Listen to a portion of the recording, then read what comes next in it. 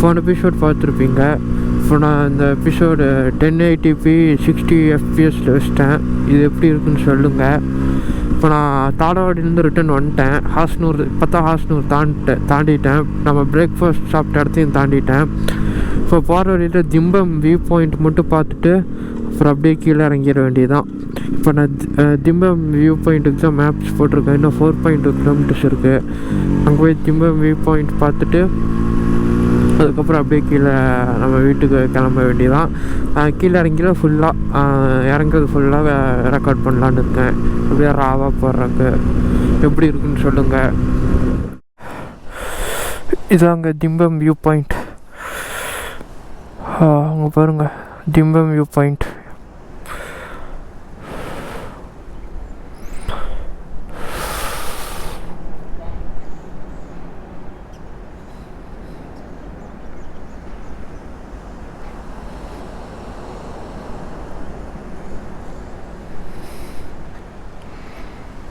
சின்டா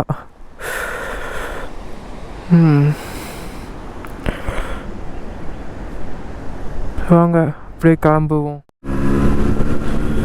இப்போ நம்ம திம்பம் வியூ பாயிண்டில் கிளம்பிட்டோம். கீழே இறங்க ஆரம்பிச்சிட்டோம். நம்ம வீட்டுக்கு 95 கிலோமீட்டர்ஸ்னு கூகுள் மாமா சொல்கிறாப்புல. அப்படியே நான் சீட்டிங் பொசிஷனை கொஞ்சம் கொஞ்சமாக நான் ரைடிங் பொசிஷனை கொஞ்சம் கொஞ்சமாக மாற்றிக்கிட்டு அட்ஜஸ்ட் பண்ணிகிட்டு இருந்தேன். ஓரளவுக்கு ஃபோக்கஸ்டாக உட்காந்துக்குன்னு நினைக்கிறேன். கார்னரிங் பண்ணுறக்கு இறங்க போகிறோம். கீழே ஃபுல்லாக கான்சென்ட்ரேட் பண்ணி வெறித்தனமாக இறங்க போகிறோம். நான் பெருசாக பேச போகிறதில்ல. நான் அப்படியே ராவாக போடுறேன். இது பிடிச்சிருக்குன்னு சொல்லுங்கள், கீழே கமெண்ட் பண்ணுங்கள்.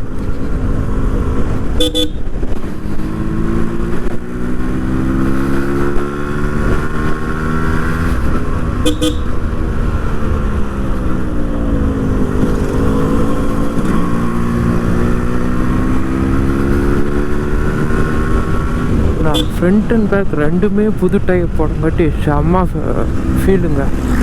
இதுதான் ஃபஸ்ட் டைம் நான் ஃப்ரண்ட் அண்ட் பேக் ரெண்டு புது டயர் போடுறது. ஏன்னா நான் வாங்கினப்போ ஃப்ரண்ட்டு டயரு நல்லா இருந்துச்சுன்னு ரியர் டயர் மட்டும்தான் மாற்றினேன். அதுக்கப்புறம் ஃப்ரண்ட் டயர் அதுக்கப்புறம் அதான் ஃபஸ்ட் டைம் மாற்றினப்போ ரியர் மட்டும்தான் புதுசு. அதே ஓரளவுக்கு நல்லா தான் இருந்துச்சு. அதுக்கப்புறம் ஃப்ரண்ட்டு மாற்றி 1000 கிலோமீட்டர்ஸ் ஓட்டிட்டேன். 1000 கிலோமீட்டர்ஸ் தான் ஓட்டியிருக்கேன். அது இப்போதைக்கு அது மோஸ்ட்டாக புதுசு மாதிரி தான். ஃப்ரண்ட்டு பேக் ரெண்டுமே புது டயரு, அதனால் செம ஃபீல் வருது. இதான் ஃபஸ்ட் டைம் நான் ரியல் ஃப்ரண்ட் அண்ட் பேக் ரெண்டு புதுசு போட்டு ஓட்டுறேன். அதனால் சூப்பராக இருக்குது ஃபீலு.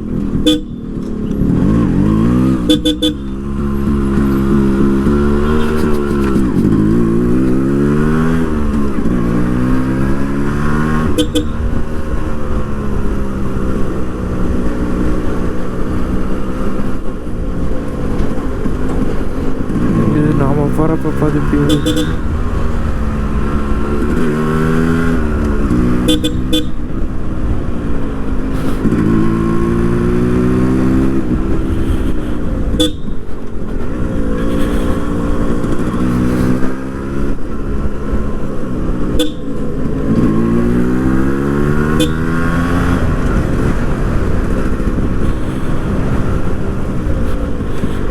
ஃப்ரண்ட்டில் அந்த லாரி மட்டும் இல்லைன்னா இங்கே செம்மையாக கார்னரிங் ட்ரை பண்ணியிருக்கலாங்க. ஷிட், பரவாயில்ல, இது பப்ளிக் ரோடு, நம்ம ரோடு இல்லை இப்படிலாம் சொல்கிறதுக்கு. பரவாயில்ல, விடுங்க, இருக்கிறத வச்சு ஜாலியாக என்ஜாய் பண்ணுவோம்.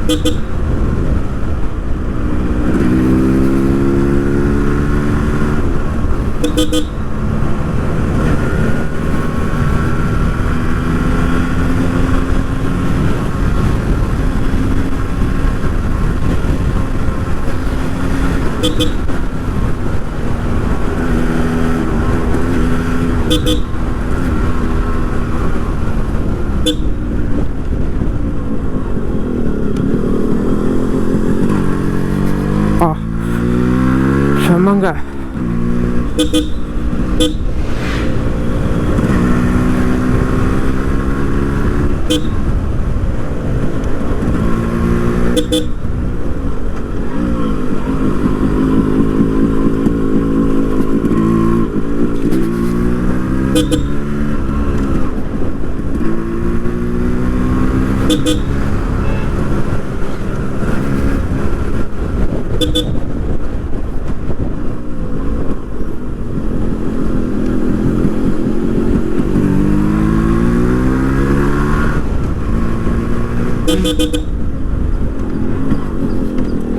இந்த மாதிரி இடத்துல நம்ம கார்னரிங் பார்த்து பண்ணணுங்க. அதாவது இந்த செவுத்தை ஒட்டி வரும்போது, ஏன்னா அந்த இடத்துல நமக்கு இப்படி டேர்ன் பண்ணுறதுக்கு ஸ்பேஸ் நிறைய இருக்காது, ஆனால் ரொம்ப ஸ்டீப்பாக இருக்கும். ஸோ ரொம்ப ஜாக்கிரதையாக பண்ணணும். முடிஞ்சதுக்கும் அங்கே கார்னரிங் பண்ணாமல் இருக்கிறது நல்லது.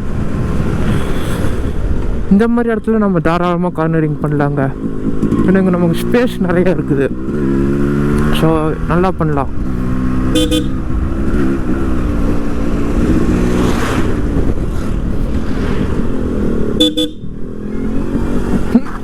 இப்போ ஜஸ்ட்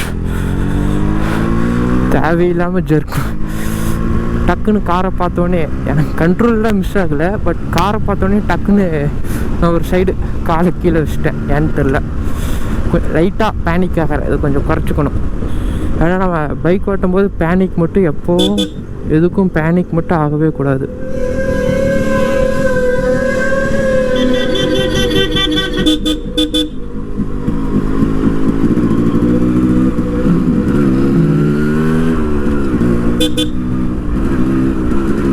ஏன்னா இப்போ அந்த இடத்துல எனக்கு கண்ட்ரோல் மிஸ் ஆகலை, பேலன்ஸ் எதுவுமே மிஸ் ஆகலை. ஆனால் நான் பேனிக் ஆனதுனால காலை கீழே வச்சிட்டேன். இதுவே அங்கே பேனிக் ஆகாமல் இருந்ததுனால எந்த பிரச்சனையும் இல்லை, அப்படியே ஸ்மூத்தாக டேர்ன் பண்ணி போயிருக்கலாம். அதாங்க, அதனால் எப்போவுமே ஃபஸ்ட்டு ரூல், பேனிக் என்ன ஆனாலும் பேனிக் ஆகக்கூடாது பைக் ஓட்டையில். அது ஒரு பெரிய ஸ்கில், பேனிக் ஆகாமல் பைக் ஓட்டுறது.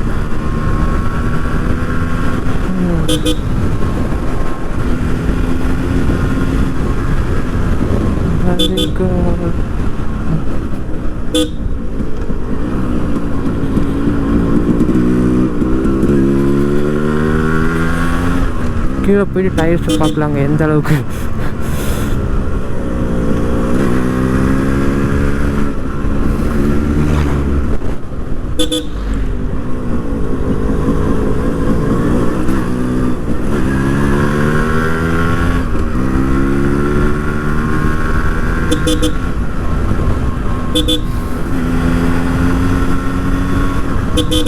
இப்போ நான் ரியர் டயர் ஃபுல்லாக பிரேக்கிங் ஆகிடுச்சுங்க. அதான் செம்ம ஃபீல் இருக்குது கார்னர்ஸ்லாம். நான் 130 கிலோமீட்டர்ஸ்க்கு மேலே ஓட்டிட்டேன், கிட்டத்தட்ட 150 கிலோமீட்டர்ஸ் ஓட்டிட்டேன். அதனால் கண்டிப்பாக பிரேக்கிங் ஆகிருக்கும்.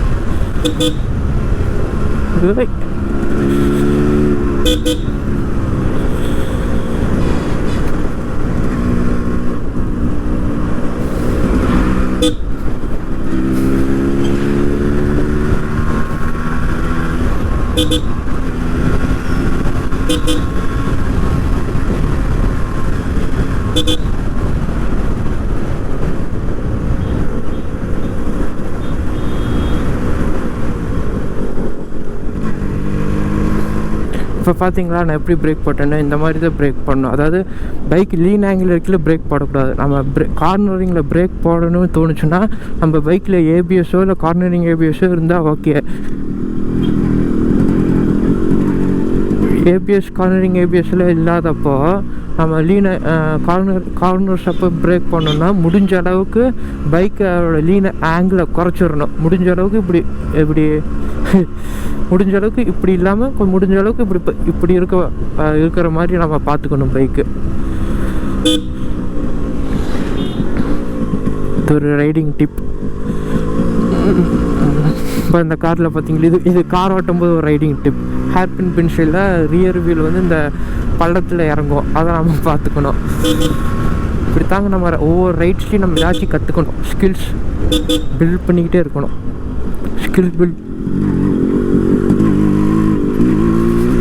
Skill building is more important than upgrading the machine. More than the rider is more important. என்ன ஏதோ வளரிக்கிட்டு இருக்கேங்க.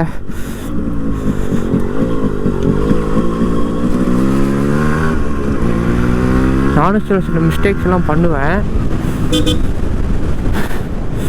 கீழே கமெண்ட்டில் சொல்லாதீங்க, என்ன ப்ரோ நீங்களே சொல்லிட்டு நீங்களே அதை தப்பாக பண்ணுறீங்கன்னு. நானே இப்போ தாங்க எல்லாம் கற்றுக்கிட்டு வரேன். ஸோ நானும் கொஞ்சம் கொஞ்சம் தப்பு பண்ணுவேன். ஆனால் நான் பண்ணுற தப்பை யாரும் பண்ணாதீங்க.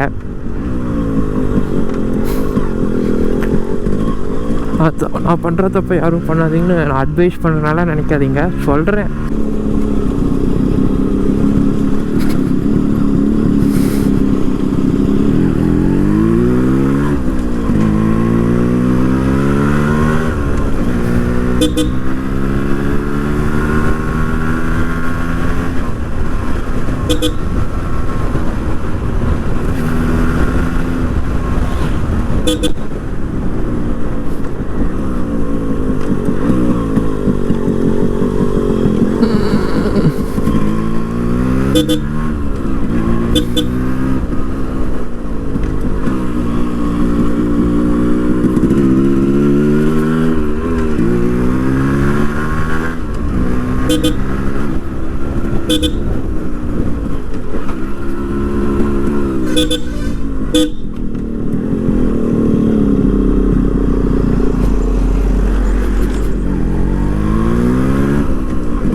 இன்னொரு விஷயங்க, லாரிஸ் ஹேப்பின் பென்ஸில் லாரிஸ் எப்படி வரும்னு நம்ம இந்த ஹேப்பின் பென்னுக்குள்ளே என்ட்ரு ஆகிறதுக்கு முன்னாடியே ஜட்ஜ் பண்ணி வச்சுக்கணுங்க. அப்போ தான் லாரி வந்துச்சுன்னா நம்மளால் கனெக்ட். ஏன்னா இந்த மாதிரி ஹேப்பின் பென்ஸில் பாருங்கள், இங்கேருந்து போகிற லாரியும் இப்படி வந்து தான் போகும், அங்கேருந்து வர லாரியும் இப்படி ஏறி தான் வந்து மேலே ஏறுவாங்க. ஸோ இந்த மாதிரி சைடில் ஹேப்பின் பென் இந்த மாதிரி சைடில் வரையில நம்ம எப்போவும் ரொம்ப ஹார்னெல்லாம் அடித்து பார்த்து தான் அங்கே வரணும். ஏன்னா லாரிஸ் எப்படி பார்த்தாலும் லாரிஸ் நமக்கு ஆப்போசிட்டில் தான் வரும் அந்த இடத்துல. ஸோ அங்கே பார்த்துக்கணும். அடுத்த சைடு வரையில் சொல்கிறேன். இந்த லாரி பின்னாடி போய் அவங்க அப்படியே பிரேக்கில் ஒரு காலை வச்சுக்கிட்டே போவாங்க போல், அந்த மெல்டிங் ஸ்மெல் வருது. இந்த ஹேப்பின் பென்ஸ் பாருங்கள், இதில் பார்த்தீங்கன்னா நம்ம இந்த ஹேப்பின் பென்ஸோட இன்னர் பார்ட்டில் ஒட்டி போகிறோம். இந்த பாட்டில் பார்த்திங்கன்னா எப்படி இருந்தால் லாரி அப்படி போய் வரும், இல்லை அப்படி ஏறித்தான் வரும். நம்ம இந்த இப்படி தான் போகிறோம். ஸோ நமக்கு இதில் போகிறதுக்கு அந்த மாதிரி ஹேப்பின் பென்ஸோடு இந்த மாதிரி ஹேப்பின் பென்ஸ் வந்து நமக்கு சேஃப். ஆனால் இதுலேயும் நம்ம பார்த்து தான் இறங்கணும். ஆனால் இதுலேயும் ஆப்போசிட்டில் கீழே வர கார்காரங்க சில தடவை அதில் ஓவர்டேக் எடுத்தாலும் எடுப்பாங்க. அது சில மோஸ்ட்டாக யாரும் எடுக்க மாட்டாங்க.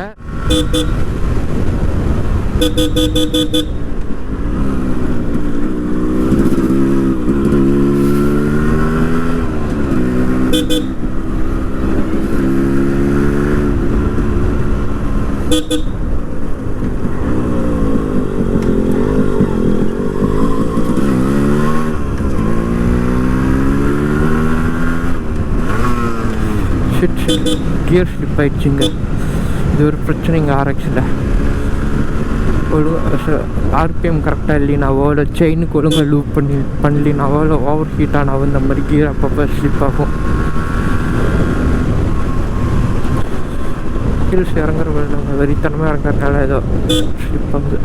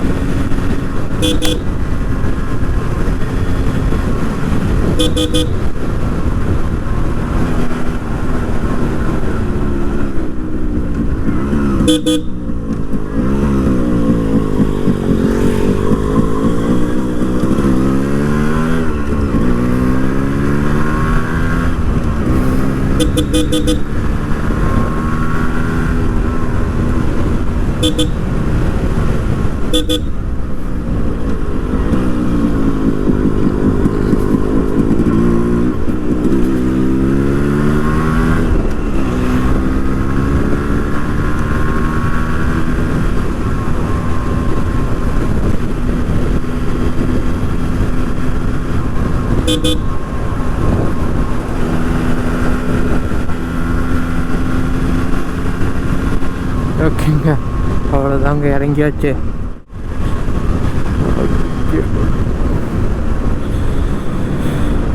ஜப்பாங்கு ஜம்பாங்கு ஜப்பாங்கு ஜம்.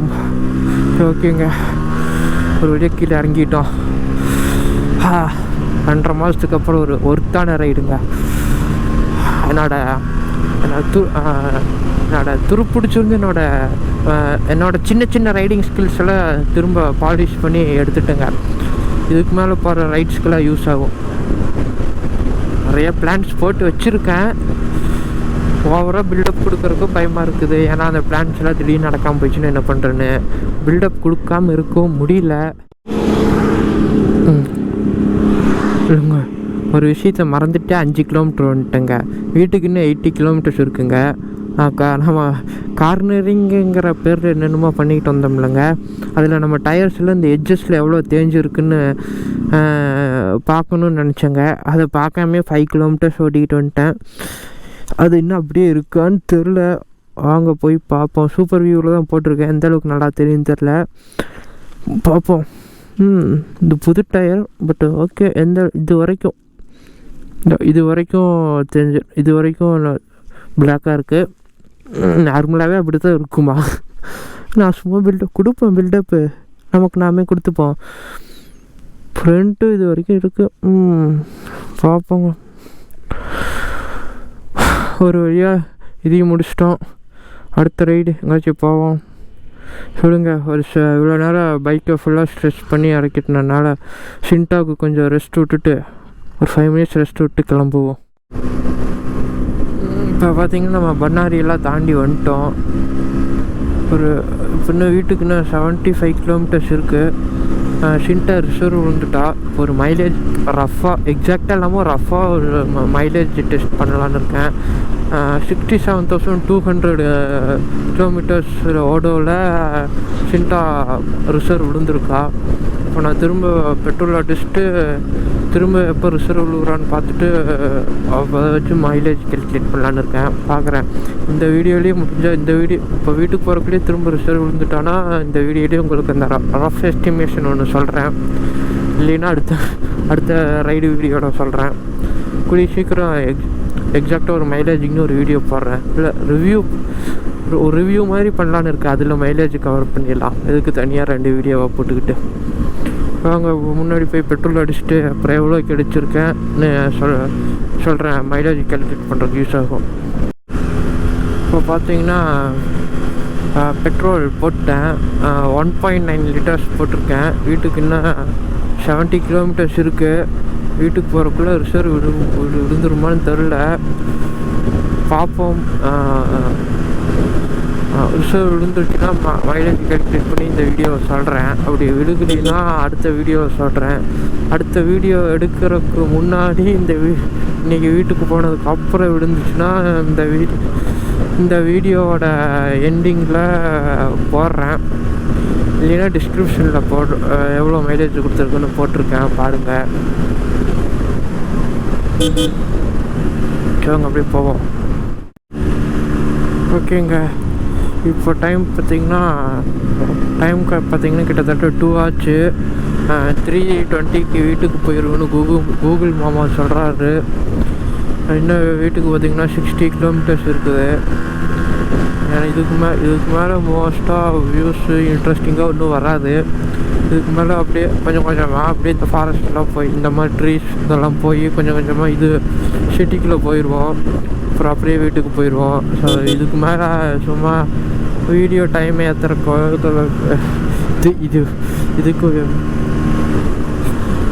இதுக்கு மேலே வ்ளாக் பண்ணுறதுல எந்த யூஸும் இல்லை. அதனால நான் இங்கேயே இந்த வீடியோ முடிச்சுக்கலான்னு இருக்கேன். அதனால் அடுத்த ரைடில் சந்திப்போம். அடுத்த வீடியோ ஏதோ ஒன்றில் சந்திப்போம். அதுவரை உங்களிடமிருந்து விடைபெறுவது உங்கள் அன்டைடு பைக்கர். ரொம்ப கமர்ஷியலாக இருக்கோ? சரி, பரவாயில்ல. இந்த வீடியோவில் புதுசு ஒன்று ட்ரை பண்ணுவோம். ஓகே.